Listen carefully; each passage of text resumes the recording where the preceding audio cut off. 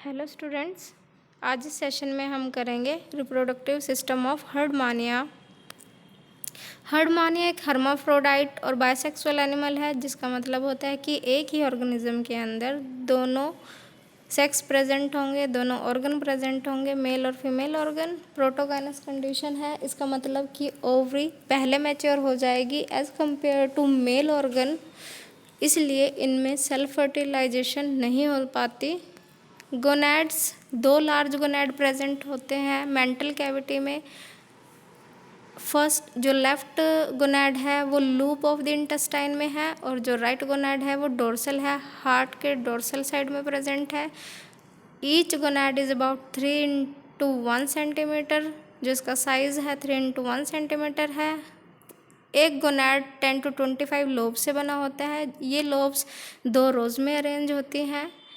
जो posterior lobe है वो अनपेयर्ड है और सबसे बड़ी है, लार्जेस्ट है।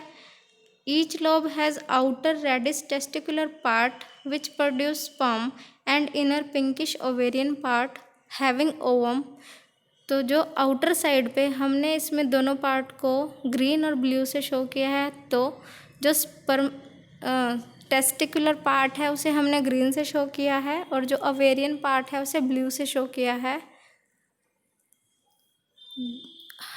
जो लोब है इस गोनैड की वो हर्माफ्रोडाइट है, मतलब कि एक ही लोब के अंदर ओवेरियन और टेस्टिकुलर पार्ट प्रेजेंट है। ओवेरियन पार्ट जो है जॉइंट है ओवेरियन डक्ट के साथ थ्रू ओवेरियन डक्ट्यूल्स, और इसी तरह जो टेस्टिकुलर पार्ट है, जो टेस्टिकुलर लोब है वो ओपन हो रही है वास डेफरेंस में through the spermatic duct.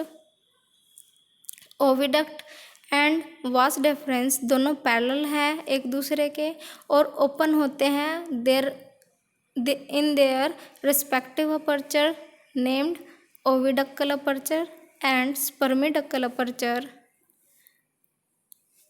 In apertures के थ्रू ये ओवा एंड स्पर्म को डिस्चार्ज करते हैं। Oviducal aperture lies behind the anus and spermiducal aperture little behind the oviducal aperture. दोनों गोनोडक्ट जो हैं सिलेटेड होती हैं अंदर से, और जिनका काम है सेक्स सेल को पास आउट करना इन दी एट्रियल साइफन, और एट्रियल साइफन ओपन होगा इनटू द सी में, तो इनमें क्रॉस फर्टिलाइजेशन होता है सी वाटर में। It is suggested that the neural gland secreted a hormone similar to one produced by the anterior lobe of the pituitary vertebrate। तो ऐसा माना जाता है कि हर्डमानिया में एक ऐसा हार्मोन सक्रिएट होता है जो इक्वल है pituitary hormone of the vertebrate के।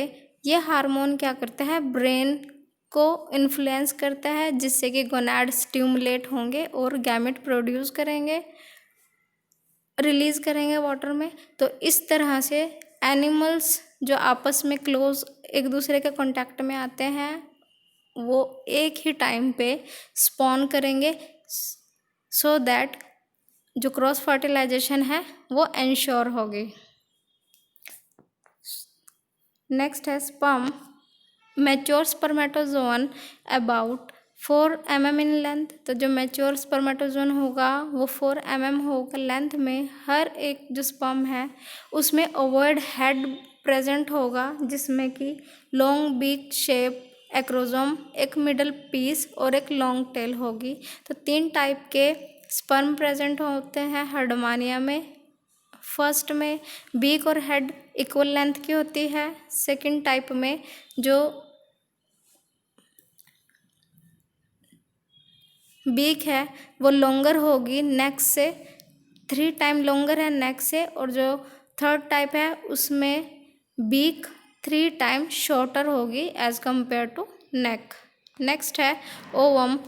ओवम एक मैच्योर ओवम का जो साइज़ है 0.3 mm होता है डायमीटर में। साइटोप्लाज्म होगा इसमें, जिसमें कि वेल डिस्ट्रीब्यूटेड येलोइश ग्रैन्युलेटेड योक प्रेजेंट होता है। न्यूक्लियस एक्सेंट्रिक है, इसका मतलब है कि सेंटर में प्रेजेंट नहीं है, सेंटर से थोड़ा किनारे पर है। और इसी तरह इसमें न्यूक्लियोलस भी एक्सेंट्रिक प्रेजेंट होता है। ओवम को चारों तरफ से वेटलाइन मेम्ब्रेन कवर करती है, which is further enveloped by two chorion membranes created by the follicular cell of the ovary। तो ओवरी के जो फॉलिकुलर सेल हैं वो कोरियन मेम्ब्रेन को सक्रीट करते हैं। In between the vitelline membrane and inner chorion a pre vitelline space is present, जो कि फिल्ड होगा with the pre vitelline fluid. Number of follicle cells found attached with the vitelline membrane as shown in diagram। बहुत सारे follicle sales हैं vitelline membrane के साथ जुड़ी हुई हैं और कुछ फ्लोट कर रही हैं फ्लूइड में। In between the outer and inner chorion membrane interchorionic fluid present होगा। जो फॉलिकल सेल हैं वो हमेशा अटैच रहेंगी outer surface of the outer chorion, और ये क्या करती हैं, इनकी हेल्प से जो ओवम है वो फ्लोट करता रहेगा पानी के अंदर।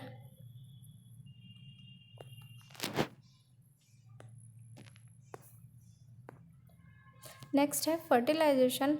फर्टिलाइजेशन एक्सटर्नल होती है क्योंकि जो इनके स्पर्म एंड ओवा है वो पानी में रिलीज़ कर दिए जाते हैं बाय द एनिमल, तो एक्सटर्नल फर्टिलाइजेशन है। क्योंकि जो एनिमल है वो प्रोटोगाइनस कंडीशन शो करता है, तो इसलिए जो ओवा है वो पहले मैच्योर हो जाते हैं एज़ कम्पेयर टू स्पर्म।